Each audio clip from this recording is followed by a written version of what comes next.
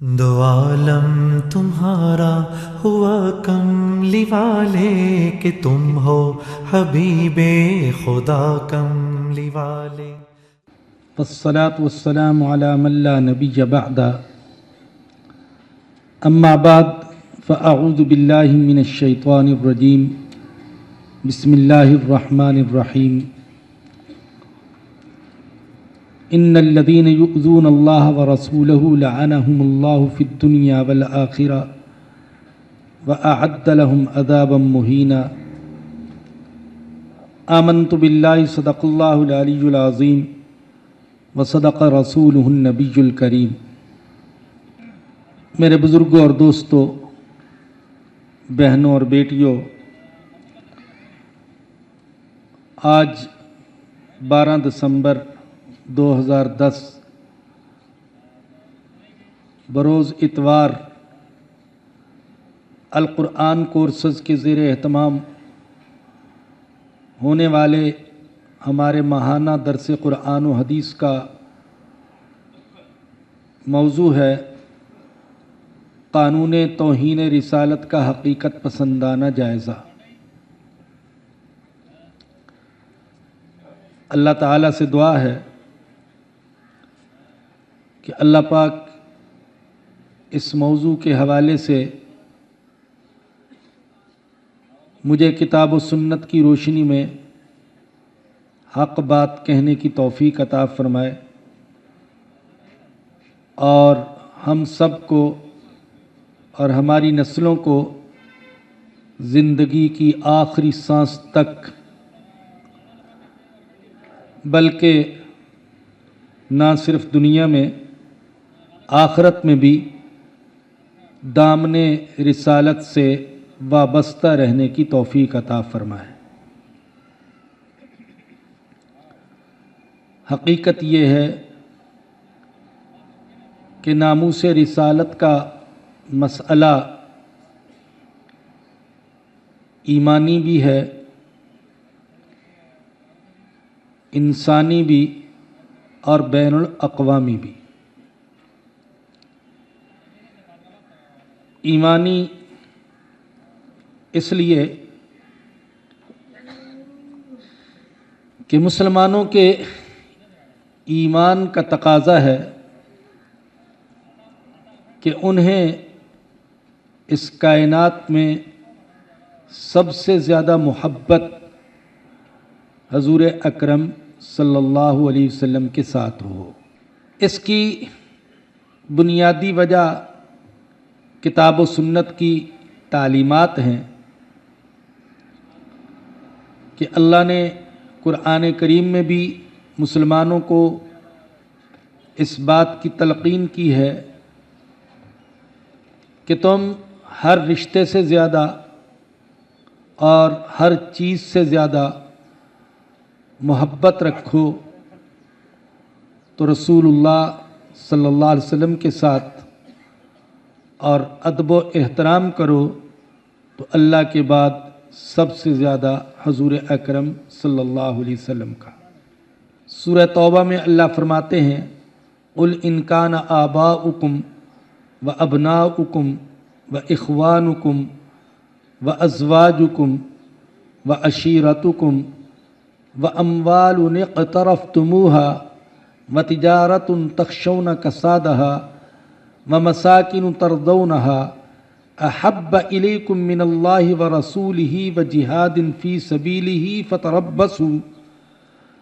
فتربصوا حتى يأتي الله بأمره والله لا يهدي القوم الفاسقين۔ اے میرے پیغمبر فرما دیجئے کہ اگر تمہارے آبا، تمہارے بیٹے، تمہاری بیویاں، تمہارا قبیلہ اور تمہارے اموال جنہیں تم نے بڑی محنت سے کمایا ہے، اور تمہاری تجارت جس کی کساد بازاری کا اور خسارے کا تمہیں اندیشہ پریشان رکھتا ہے، وَمَسَاكِنُ تَرْضَوْنَهَا، اور وہ مکانات اور وہ محلات جنہیں تم پسند کرتے ہو، یہ ساری چیزیں اگر تمہیں اللہ اور اس کے رسول سے اور اللہ کے دین کے لیے جہاد اور محنت کرنے سے زیادہ محبوب ہیں، فتربصوا حتی یأتی اللہ بامری، تو پھر انتظار کرو یہاں تک کہ اللہ اپنا فیصلہ لے آئے، اللہ اپنا غضب نازل کر دے۔ واللہ لا یہدی القوم الفاسقین، اور اللہ فاسقوں کو ہدایت نہیں دیتا۔ اسی طریقے سے سورہ احزاب میں فرمایا اللہ نے النبی اولیٰ بالمؤمنین من انفسہم، اس کا ترجمہ بعض حضرات نے یوں کیا ہے کہ اللہ کے پیغمبر کا ایمان والوں پر ان کی جانوں سے بھی زیادہ حق ہے۔ اور حدیث میں آتا ہے رسول اللہ صلی اللہ علیہ وسلم نے فرمایا لا یؤمن احدکم حتی اکون احب الیہ من ولدہ ووالدہ والناس اجمعین، تم میں سے کوئی اس وقت تک مومن نہیں ہو سکتا جب تک کہ وہ اپنی اولاد سے زیادہ، اپنے والدین سے زیادہ اور سارے انسانوں سے زیادہ مجھ سے محبت نہ رکھے۔ تو حضور اکرم صلی اللہ علیہ وسلم کے ساتھ مسلمانوں کی سب سے زیادہ محبت کی بنیادی وجہ وہ کتاب و سنت کی تعلیمات ہیں۔ دوسری وجہ آپ کے ساتھ محبت کی وہ آپ کے بے شمار احسانات ہیں جن کے بوجھ تلے ہماری گردنیں جھکی ہوئی ہیں۔ حقیقت یہ ہے کہ اس کائنات میں اللہ کے بعد ہمارے سب سے بڑے محسن حضور اکرم صلی اللہ علیہ وسلم ہیں۔ ہر کسی کے احسانات کا بدلہ ممکن ہے، والدین کے احسانات کا بدلہ بھی ادا کیا جا سکتا ہے، اور اساتذہ کے احسانات کا بدلہ بھی ادا کیا جا سکتا ہے، اور مادی محسنوں کے احسانات کا بدلہ بھی ادا کیا جا سکتا ہے۔ حضور اکرم صلی اللہ علیہ وسلم کے احسانات کا بدلہ ادا کرنا ہمارے لیے ممکن نہیں۔ آپ کی برکت سے، آپ کی محنت سے، آپ کی قربانیوں کا صدقہ، آپ کی دعوت و تبلیغ سے اور آپ کے جانثاروں کی محنت سے ہمیں ایمان ملا، ہمیں عقیدہ توحید ملا، ہمیں قرآن ملا، ہمیں اللہ کی عبادت ملی، نماز ملی، روزہ ملا، حج ملا، زکوٰۃ کا نظام ملا۔ حقیقت تو یہ ہے کہ ہم ان دعاؤں کا بدلہ بھی ادا نہیں کر سکتے جو دعائیں آپ نے رات کی خاموشی میں اور خلوت کے سناٹے میں اپنی امت کے لیے فرمائیں۔ آپ اندازہ کیجئے آپ کی دعاؤں کا صرف ایک دعا کا ذکر کر رہا ہوں۔ حجۃ الوداع کے موقع پر کسی صوفے اور کرسی پر بیٹھ کر نہیں، کسی قالین پر بیٹھ کر نہیں، کسی مصلے پر بیٹھ کر نہیں، فرش خاک پر بیٹھ کر بھی نہیں، بلکہ اونٹنی کی پشت پر چلچلاتی دھوپ میں آپ نے جبل رحمت پر جو دعا فرمائی، علماء کا اندازہ یہ ہے کہ یہ دعا کم و بیش 5 घंटे طویل تھی۔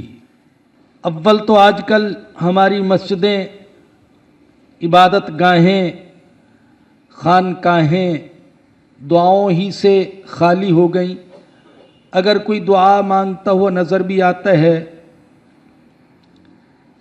5 منٹ دعا مانگتا ہے تو تھک جاتا ہے، سوچنے لگتا ہے اور کیا مانگوں۔ 10 منٹ کوئی دعا کر لے تو دھوم مچ جاتی ہے، بڑی لمبی دعا کی ہے۔ آدھا گھنٹے دعا کر لے تو مثالیں دی جاتی ہیں، لیکن ہمارے آقا صلی اللہ علیہ وسلم 5 گھنٹے تک مانگتے رہے اللہ سے، جبکہ آپ مانگا بھی کرتے تھے بڑے جامع الفاظ میں، اور مانگا بھی کیسے؟ سخت دھوپ میں اور اونٹنی کی پشت پر بیٹھ کر۔ اور یہ تو ہم جانتے ہیں کہ آپ اللہ سے نہ دولت اپنے لیے مانگتے تھے، نہ اقتدار مانگتے تھے، نہ شہرت مانگتے تھے، نہ اپنے لیے عزت مانگتے تھے۔ آپ مانگتے تھے تو اپنی امت کے لیے مانگتے تھے۔ تو ہم تو آپ کی ان دعاؤں کا بدلہ بھی نہیں چکا سکتے جو آپ نے اپنی امت کے لیے فرمائی۔ ہم طائف کے پتھروں کا بدلہ ادا نہیں کر سکتے، اسی لیے ہم بیچارگی کے عالم میں خود اللہ سے درخواست کرتے ہیں، جزا اللہ عنا سیدنا محمدن صلی اللہ علیہ وسلم ما اہو اہلہ۔ اے اللہ تو ہمارے آقا محمد صلی اللہ علیہ وسلم کو وہ صلہ، وہ جزا عطا فرما جس کے آپ اہل ہیں۔ تو آپ سے محبت کی دوسری وجہ ہمارے اوپر آپ کے احسانات ہیں، اور آپ سے محبت کی تیسری وجہ آپ کے علمی، عملی اور اخلاقی کمالات ہیں۔ علمی کمال کا حال یہ کہ آپ نے فرمایا انما اوتیت علم الاولین والآخرین، مجھے اولین اور آخرین کا علم عطا کیا گیا ہے۔ دوسری طرف آپ دیکھیے کہ نبی اکرم صلی اللہ علیہ وسلم نے الہیات، طبعیات، نفسیات، اخلاق، طب و حکمت، جنگ و امن، معاشیات، معاملات، انسانی حقوق، تعلیم و تربیت، ماضی، حال اور مستقبل کے بارے میں جو کچھ فرمایا، اس پر مسلمان ہی نہیں غیر مسلم بھی اپنے مشاہدات اور اپنے تجربات اور تاریخ کی روشنی میں بحث کر چکے اور تحقیق کر چکے، اور وہ تسلیم کرنے پر مجبور ہیں کہ جو کچھ محمد الرسول اللہ صلی اللہ علیہ وسلم نے ان موضوعات کے حوالے سے بیان فرمایا وہ برحق تھا۔ عملی کمال کا حال یہ کہ آپ نے کوئی تخیلاتی زندگی نہیں گزاری، آپ نے عملی زندگی گزاری۔ آپ نے تجارت بھی کی، نکاح بھی کیے، جنگیں بھی کی، معاہدے بھی کیے، آپ بچوں کے باپ بھی تھے، بیویوں کے شوہر بھی تھے، کامیاب تاجر بھی تھے، مشہور سیاستدان بھی تھے، درد والے مبلغ بھی تھے، امام بھی تھے، خطیب بھی تھے، قائد بھی تھے، مرشد بھی تھے، سپہ سالار بھی تھے، فاتح بھی تھے۔ جس پہلو سے آپ کی زندگی کا جائزہ لیں، آپ بے مثال نظر آتے ہیں۔ آپ کے اخلاقی کمال کا حال یہ کہ آپ اخلاق حسنہ، اچھے اخلاق کی ایک فہرست بنا لیجئے، جتنے بھی اچھے اخلاق ہیں اس فہرست میں درج کر لیجئے، امانت کو، دیانت کو، سچائی کو، ایفاء عہد کو، عفو درگزر کو، جود و سخاوت کو، مروت کو، عفت و عصمت کو، شجاعت اور بہادری کو، ایثار اور احسان کو، نرم دلی کو، رقت کو، اور پھر اس فہرست کو لے کر نبی اکرم صلی اللہ علیہ وسلم کی زندگی کا جائزہ لیجئے، آپ کو اخلاق حسنہ میں سے کوئی ایسا خلق نہیں ملے گا جس کی جھلک سرور دو عالم صلی اللہ علیہ وسلم کی زندگی میں آپ کو نظر نہ آئے۔ تو وہ شخصیت جس سے محبت کی تعلیم اللہ کی کتاب نے دی ہو اور سنت نے دی ہو، اور جس شخصیت کو اعلیٰ علمی، عملی اور اخلاقی کمالات سے نوازا گیا ہو، اور جس کے احسانات ہم پر والدین سے بھی زیادہ ہوں، اساتذہ سے بھی زیادہ ہوں، اپنے پیر و مرشد سے بھی زیادہ ہوں، تو کیوں نہ ہم اس شخصیت سے ہر رشتے سے زیادہ اور ہر نعمت سے زیادہ محبت کریں۔ تو ان اسباب کا تقاضا یہ ہے کہ مسلمان سب سے زیادہ محبت کریں تو رسول اقدس صلی اللہ علیہ وسلم کے ساتھ۔ میں یہ بتا رہا تھا کہ ناموس رسالت کا مسئلہ ایمانی بھی ہے، اور صرف مسلمانوں کا نہیں بلکہ ناموس رسالت کا مسئلہ یہ سارے انسانوں کا مسئلہ ہے، اس لیے کہ حضور اکرم صلی اللہ علیہ وسلم صرف مسلمانوں کے محسن نہیں بلکہ سارے انسانوں کے محسن ہیں۔ بہت پیارا شعر ہے غالباً مہندر سنگھ بیدی کا، جس میں وہ کہتے ہیں، ہو جائے کسی سے عشق چارہ تو نہیں، محمد پہ صرف مسلم کا اجارہ تو نہیں، صلی اللہ علیہ وسلم۔ اسی طریقے سے فراق گورکھپوری، ان کا شعر ہے، انوار بے شمار معدود نہیں، رحمت کی شاہراہ مسدود نہیں، معلوم ہے کچھ تم کو محمد کا مقام، وہ امت اسلام میں محدود نہیں۔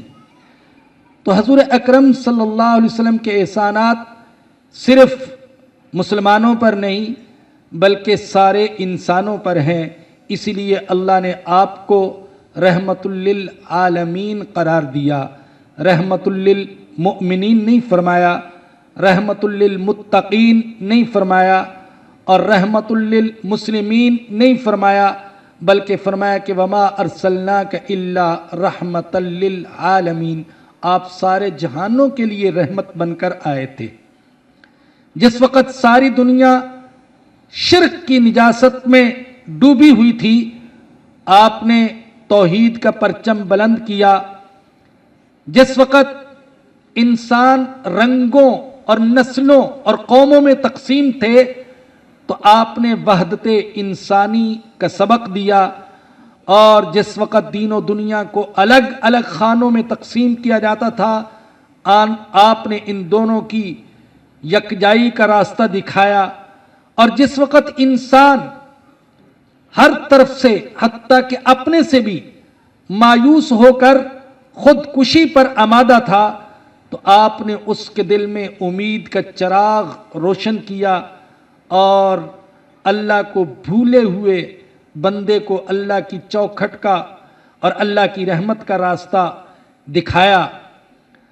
تو آپ صرف مسلمانوں کے محسن نہیں بلکہ سارے انسانوں کے محسن، کافروں کے بھی محسن، اور ہر طبقے کے کمزوروں کے محسن، بیواؤں کے محسن، یتیموں کے محسن، غلاموں کے محسن، حتیٰ کہ حیوانوں کے بھی محسن۔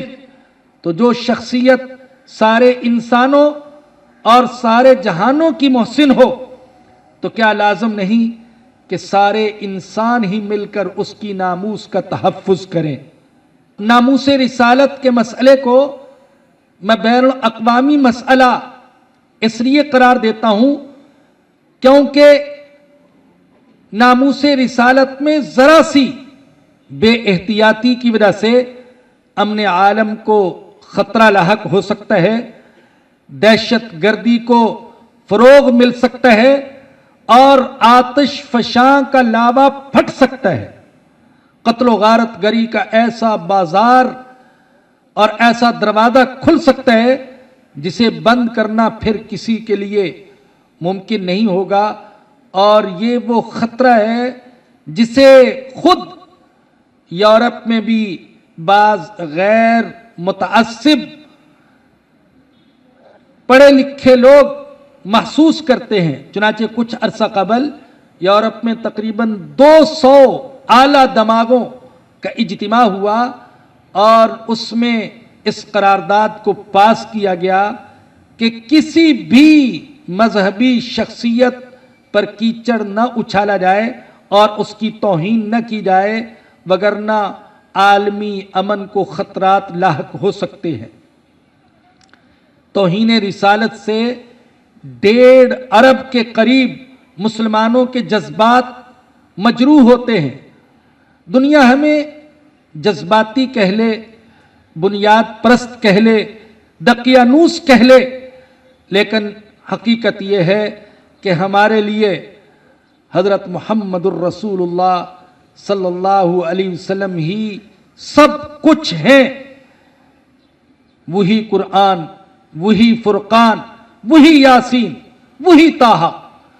और कहने वाले ने कहा आबरूए माँ जे नामू से मुस्तफ़ा अस्त, हमारी इज्जत हज़रत मुहम्मदुर रसूलुल्लाह सल्लल्लाहु अलैहि वसल्लम की नामूस और इज्जत से वाबस्ता है। अगर माआज़ अल्लाह आपकी इज्जत खतरे में है तो हम सब की इज्जत खतरे में है।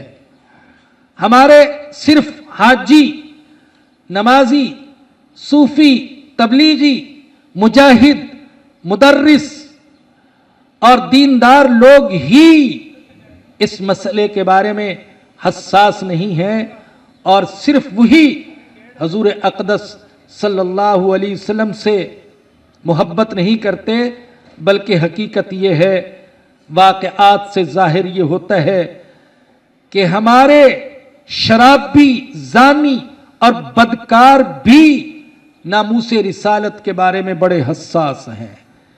जिस शख्स के दिल में ईमान की रोशनी है वो अगरचे हमें बज़ाहिर दीन से दूर दिखाई देता है, लेकिन नामूसे रिसालत के बारे में वो भी बड़ा हसास है। वाक़यात तो बेशुमार हैं। मैं आपको वो मशहूर वाक़या अख्तर शिरानी का सुनाना चाहता हूँ। अपने वक़्त का बहुत बड़ा शायर था और बलानोश और खुद परस्त, अपनी पूजा करने वाला, अपनी नमाइश करने वाला और अपने आप को सबसे बड़ा शायर समझने वाला। एक ऐसी महफिल जहां कई कम्युनिस्ट और दीन दुश्मन जमा थे और अख्तर शिरानी उस महफिल में शराब के 2 जाम चढ़ाकर बहक चुके थे और ऑल फॉल बक रहे थे और बड़ी बड़ी शख्सियात, शुआरा और फलसफियों का मजाक उड़ा रहे थे। तो हाज़रीन में से एक बदनसीब ने माआज़ अल्लाह इस मौके को गनीमत समझते हुए अख्तर शिरानी की ज़बान से हजूर अकरम सल्लल्लाहु अलैहि वसल्लम की गुस्ताखी करवाना चाहिए और मुख्तलिफ लोगों के बारे में सवाल करते हुए इकबाल कैसे थे, गालिब कैसे थे, अरस्तु कैसा था, अफलातून कैसा था, मूसा कैसे थे, ईसा कैसे थे अलैहिमुस्सलाम। अचानक उस बदबख्त ने सवाल कर दिया मोहम्मद कैसे थे सल्लल्लाहु अलैहि वसल्लम। अल्लाहु अकबर। किताबों में लिखा है कि ये सवाल सुनकर यूं लगा जैसे अख्तर शिरानी को करंट लग गया हो।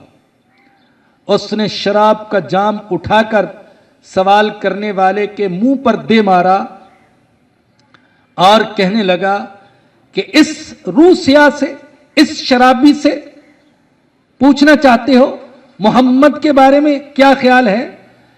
मेरा ये मुंह इस काबिल भी है کہ محمد الرسول اللہ صلی اللہ علیہ وسلم کا نام لے سکے؟ سوال کرنے والے نے جب بگڑے ہوئے تیور دیکھے تو بات کو بدلنا چاہا کہ میرا یہ مقصد نہیں تھا. تو شیرانی نے کہا میں خوب سمجھتا ہوں، گناہگار تو میں ہوں، تم مجھے کافر بنا دینا چاہتے ہو. اور پھر لکھا ہے ساری رات روتا رہا اور یہ کہتا رہا یہ لوگ اتنے نڈر ہو گئے کہ ہم سے آخری سہارا بھی چھین لینا چاہتے ہیں. آخری سہارا ہے حضرت محمد الرسول اللہ صلی اللہ علیہ وسلم کی ذات اقدس. یہ اس آخری سہارے سے بھی ہم کو محروم کر دینا چاہتے ہیں.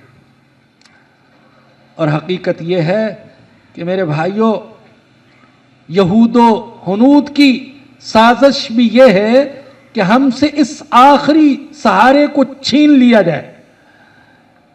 ہم عزت سے تو محروم ہو گئے، اقتدار سے محروم ہو گئے، خلافت چھن گئی، ہماری طاقت جاتی رہی، ہماری سیاست غیروں کی لونڈی بن گئی، عمل گیا، نماز گئی، روزہ گیا، حج گیا، تلاوت گئی، بہت سی عبادات سے محروم ہو گئے.